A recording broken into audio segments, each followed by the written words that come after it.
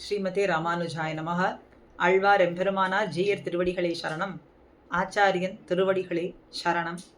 36வது திவ்ய தேச அனுபவம். திருநாங்கூர் திவ்ய தேசத்தில் இது 6வது திவ்ய தேசம். ஆதிசேஷன் தவம் புரிய அந்த தவத்தை கண்டு மெச்சி அவனுக்கு அருள் புரிய எம்பெருமான் இங்கே எழுந்தருளினதனாலே இந்த திவ்ய தேசத்தை சேஷபுரம் என்றும் அழைக்கப்படுகின்றது. அம்பலம்னு சொன்னாலே இடம், தெற்றின்னா மேடு, உயர்ந்து விளங்கக்கூடிய இடம். அதனாலே இது திருத்தெற்றி அம்பலம் என்று சொல்லப்படுகின்றது. 11 திருநாங்கூர் திவ்ய தேச எம்பெருமான்கள்ல இந்த திவ்ய தேசத்துல மாத்திரமே எம்பெருமான் சயன திருக்கோலத்துல காட்சி கொடுக்கிறான். ராகு கேதுவுக்கு பயந்து சூரியன் இங்கே புஷ்கரணியிலே மறைந்து கொள்ள குளத்துக்குள்ளே மறைந்திருக்கிறார். அவருக்கு காட்சி கொடுத்து சூரியனுடைய பயத்தை போக்கின எம்பெருமான் இந்த திவ்ய தேசத்து எம்பெருமான். சென்றால் குடையாம், இருந்தால் சிங்காசனமாம், நின்னால் மரவடியாம் என்று ஆதிசேஷனுக்கு எப்பொழுதும் அருளை சுரக்கும்படியான பெரும் சிறப்பு இந்த திவ்ய தேசத்து எம்பெருமானுக்கு உண்டுன்னு ஸ்தல புராணம் சொல்கின்றது. மூலவர் செங்கண்மால் ரங்கநாதர் ஸ்ரீ லக்ஷ்மி அரங்கரான திருநாமத்தோடு 4 திருக்கைகளோடு கிழக்கு நோக்கி கிடந்த திருக்கோலத்துல காட்சி கொடுக்கிறார். செங்கமலவல்லி தாயார், செங்கண்மால் தாயார், செங்கமலவல்லி தாயார். சூரிய புஷ்கரணி, சூரியனுக்கு அருள் பாலித்ததனாலே சூரிய புஷ்கரணி. சேஷபுரி, சேஷனுக்கு அருள் பாலித்ததனாலே சேஷ தீர்த்தம் என்றும் இந்த தீர்த்தங்களுக்கு திருநாமம். வேத விமானம், ஸ்ருதிமய விமானத்தோடு பிரத்யக்ஷம் நாச்சியாருக்கும் அனந்தாழ்வாருக்கும் பிரத்யக்ஷமாக எம்பெருமான் இங்கே எழுந்தருளி காட்சி கொடுத்து கொண்டிருக்கான். திருமங்கையாழ்வாராலே 10 பாசுரங்களாலே பாடப்பட்ட திவ்ய தேசம் அருட்கலியன் பாடிய திருத்தெத்தி அம்பலம்.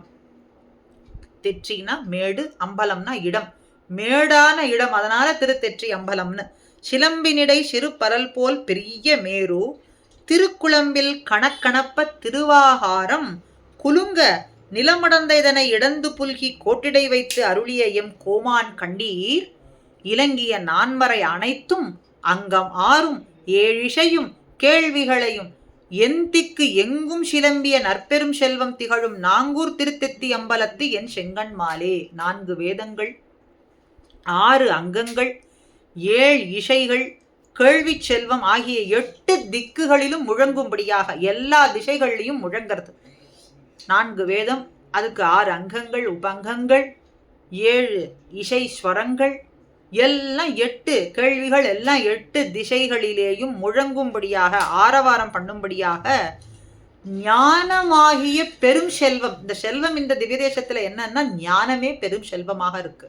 அப்படி ஞானமாகிய பெரும் செல்வம் விளங்கும்படியான திருநாங்கூர் திருத்திற்றி அம்பலத்துல விளங்கும் என் எம்பெருமான் அவன் காலிலே அணிந்து கொண்டிருக்கக்கூடிய சிலம்பு கணீர் கணீர்னு கேட்கும்படியாக, சிறு பருக்கை கற்கள் ஒலி எழுப்புவது போல அவன் காலிலே அணிந்து கொண்டிருக்கக்கூடிய சதங்கை திரு கணகணப்ப, பெரிய மேரு திருக்குளம்பில் கணக்கணப்ப, சிலம்பினிடை சிறு பரல் போல் அப்படின்னு சிறு பருக்க கற்கள் ஒலி எழுப்புறது போல இருக்கு.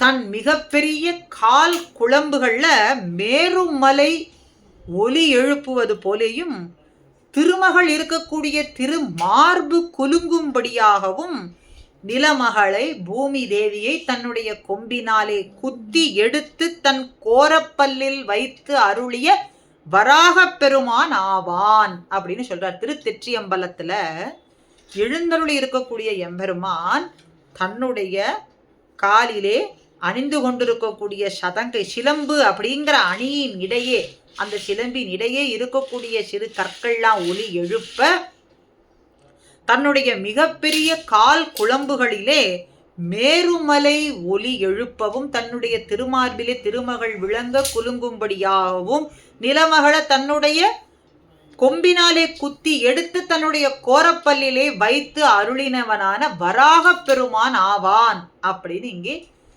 வராகப் பெருமான் எம்பெருமானே திருத்தெற்றி அம்பலத்திலே எழுந்தருளி இருந்து காட்சி கொடுக்கிறான். செங்கன்மால் ரங்கநாதன், ஸ்ரீ லக்ஷ்மிநாதன், லக்ஷ்மி அரங்கனாக காட்சி கொடுக்கிறான்னு திருமங்கையாழ்வார் இந்த எம்பெருமானை மங்களாசாசனம் செய்து பிள்ளைப்பெருமாள் ஐயங்காரும் சென்றது காலம் திரை நரை மூப்பான இனி என்றுகொள் சாவரியோம் என் நெஞ்சே. நெஞ்சுக்கு சொல்றது போல சொல்றார். வாழ்நாள் முடிவடைந்தது, தோல்ல சுருக்கம் வந்தது, தலைமயிரா வெளுத்து போனது, நரை வந்தது, கிழத்தனம் உண்டாகிவிட்டது.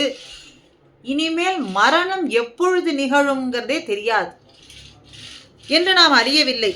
அதனால் உருத்தெற்றி அம்பலத்தை ஓர் விழவின் வீழ்த்தான் திருத்தெற்றி அம்பலத்தை சேர். விழாமரத்தின் மீது பசுக்கன்றை மோதி அழகிய பழங்களை எல்லாம் விழச் செய்து திருவிளையாடல் செய்தானே, சேட்டிதத்தை, அற்புதமான சேட்டிதத்தை செய்தானே, கனிகொண்டு எரிந்து பசுவை எரிந்து விழாமரத்திலே எரிந்து கொன்று முடித்தவனான அற்புத சேஷ்டிதத்தை உடையவனான திருத்தெற்றி அம்பலத்திலே எழுந்தருளியிருக்கும் செங்கண்மால் எம்பெருமானை சென்று சேர்வாயாக. எப்பொழுதோ நமக்கு மரணம் நிகழும் என்பது தெரியாது, நமக்கு எப்பொழுது நிகழும் என்பதே தெரியாது. இதிலே அடுத்தவர்களினுடைய கவலைகளை நினைத்து கொண்டு எதற்காக நீ மாய்ந்து போகின்றாய் நெஞ்சமே? உனக்கு ஏற்படும் கவலையையும் விட்டொழிந்து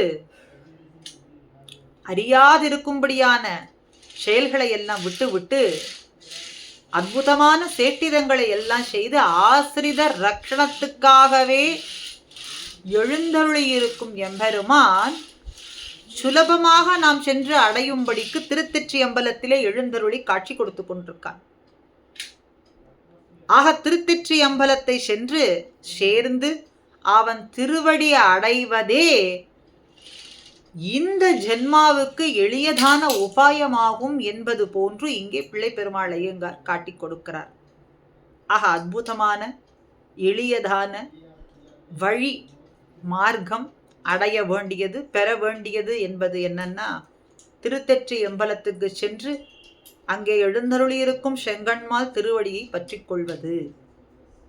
வராக நாயனார் ஆன எம்பெருமான் நல்ல தாதுக்கள்லாம் நல்ல நிலைமையிலே இருக்கக்கூடிய சமயத்துல நீ என்னை நினைத்தால், ஒரு கட்டையாகவும் கல்லாகவும் இருக்கக்கூடிய சமயத்துல என்னை நினைக்காது போகும்பொழுது நான் உன்னை நினைப்பேன் என்று சொன்ன வார்த்தையை, வராக நாயனார் அருளிய சரமமான வார்த்தை, சரமஸ்லோக வார்த்தையை நினைத்து கொண்டு இங்கே திருத்தெற்றி அம்பலத்து எம்பெருமானை சென்று அடைவதுதான் உச்சிதமானது என்று பிள்ளை பெருமாள் ஐயங்காரும் திருமங்கையாழ்வாரினுடைய வாக்கையும் நாம் எடுத்துக்கொண்டு அவன் திருவடிகளை பிரார்த்திப்போமாக. ஸ்ரீமதே ராமானுஜாய நமஹா.